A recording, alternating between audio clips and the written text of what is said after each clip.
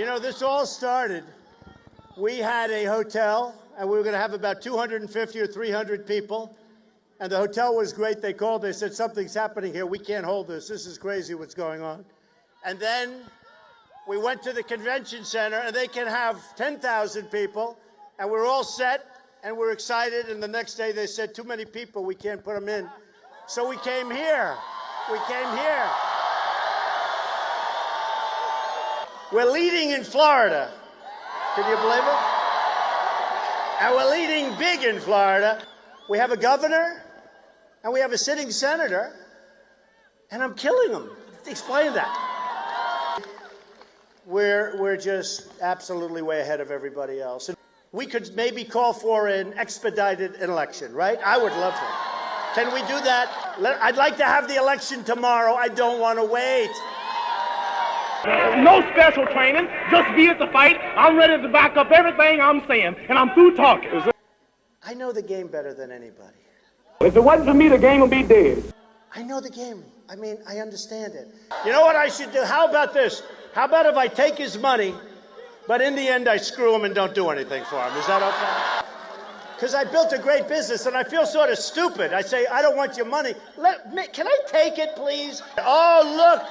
The Art of the Deal. Come here. Give me that book. I love that book. Help her over here. Help her over here. That is my... Give me that book.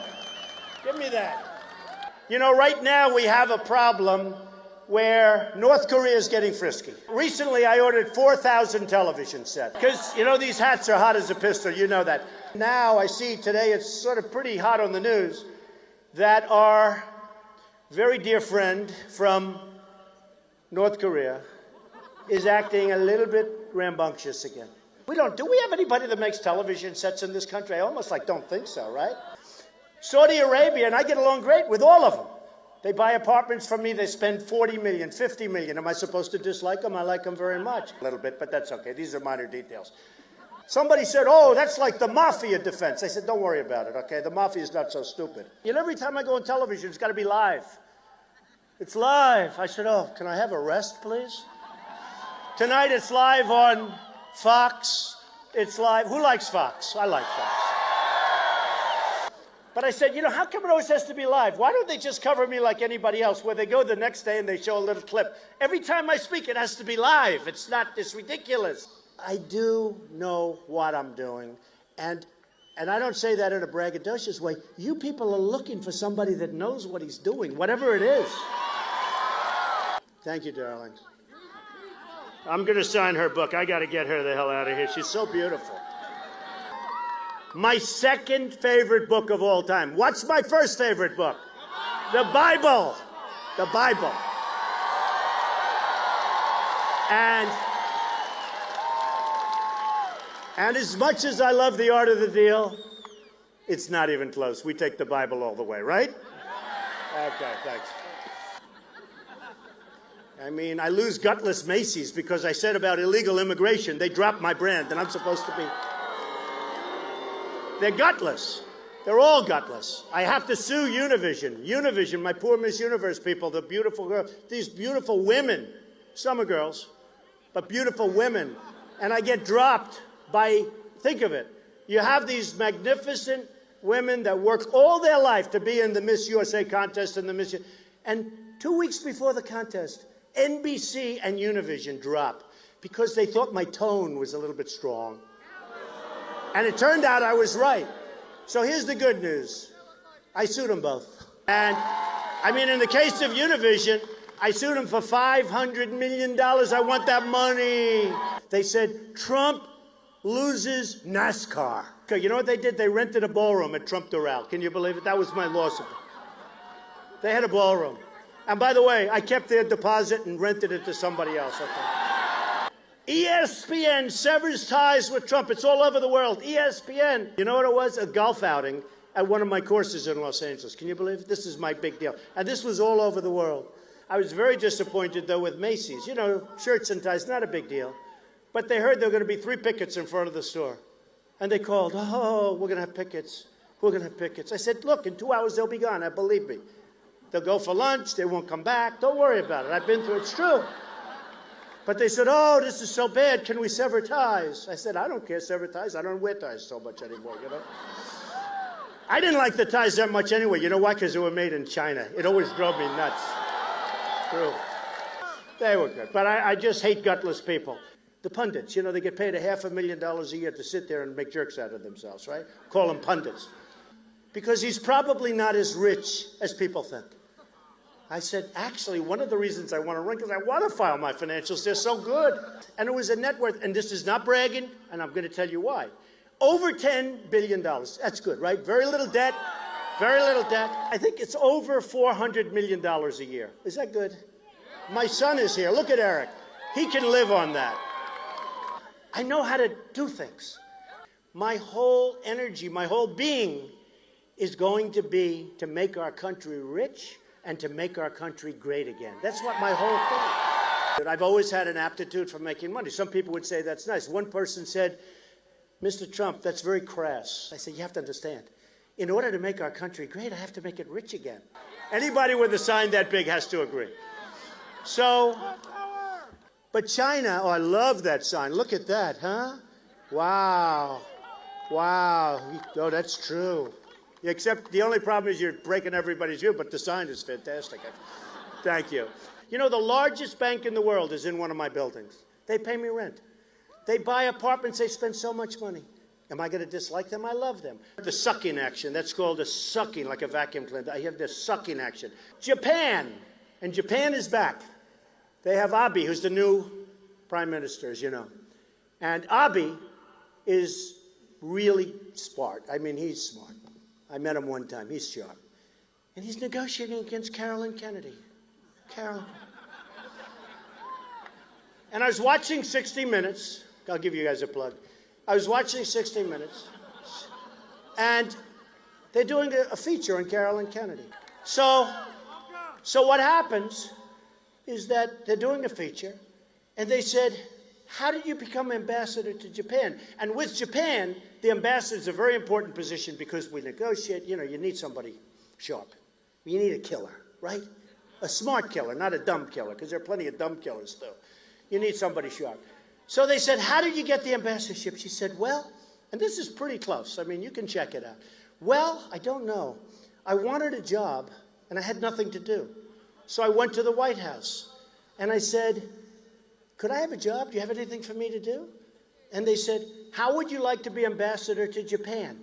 And she said, really? She said, I'll do it. She couldn't believe she got it. Oh, somebody stole my plane. Damn it. No, people are pointing up to the plane. No, it's actually not mine. Well, Carl Icahn. Did anyone ever hear of Carl? He's an unbelievably brilliant, tough business guy. He said, you're doing great. He can't believe it either. And I said, if I ever get there, I want you to oversee the negotiations with China. I can give him two, he's extraordinary. China and Japan. I'll do it, I'll do it. He's like, Nabisco, Oreos, right? Oreos. I love Oreos, I'll never eat them again. So I went to this great school. I was actually, you know, I was, and hopefully still am, really smart. I'm the prettiest sight in the ring today. That's my label. But I went to this great business school, and I get business. And I fully understand. I'm really good at this stuff. I'm young, I'm handsome, I'm fast, I'm pretty, and can't possibly be beat. Let's assume that somebody else becomes president. Wouldn't that be horrible? Let's assume a very low-energy person, very, very low energy. So low energy that every time you watch him, you fall asleep. He's nothing but a tramp. He's a bum. I'm the world's greatest. I'm going to beat him so bad, he's going to think he robbed the bank. Here's a simple question. Who would you rather have negotiating with China, Japan, Mexico, any of them? Trump or Bush? Beat him like I'm his daddy, because I'll never lose a fight. It's impossible, tell him. It's impossible. Never lost a fight in your life. Ask any of my fans when was the last time they lost. I'm too fast. Champion from I'm the the crib. king. Born the champ. Born the champ from the crib. Ah!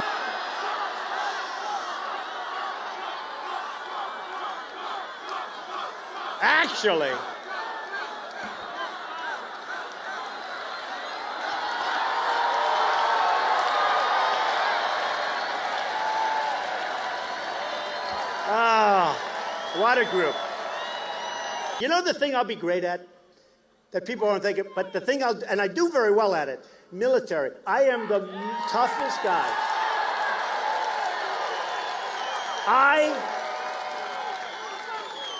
I will rebuild our military. It will be so strong and so powerful and so great.